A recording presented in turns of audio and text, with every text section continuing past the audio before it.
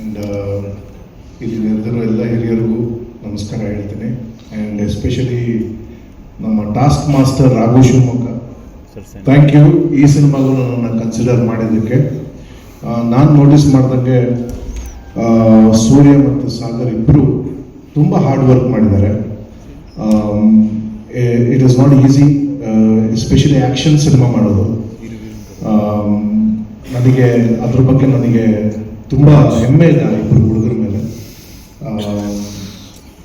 And Raghu Shivamogga ಅವ್ರ ಬರವಣಿಗೆ ತುಂಬ ಹಾರ್ಡ್ ಹಿಟ್ಟಿಂಗ್ ಆಗಿರುತ್ತೆ. ನಾನು ಚೂರಿಕಟ್ಟೆ ಹಿಂದೆ ಅವ್ರ ಜೊತೆ ವರ್ಕ್ ಮಾಡಿದ್ದೀನಿ. ಆ್ಯಂಡ್ ರಾಘು ನನಗೆ ರಂಗಭೂಮಿಯಿಂದ ಪರಿಚಯ.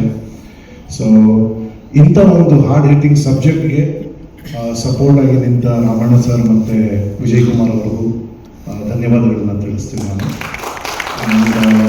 ಒಂದು ಸೋಷಲ್ ಸಬ್ಜೆಕ್ಟ್ ಇಟ್ಕೊಂಡು ಸಿನಿಮಾ ಮಾಡೋದು ಈಗಿನ ಕಾಲದಲ್ಲಿ ತುಂಬ ಕಷ್ಟಕರವಾದ್ದು.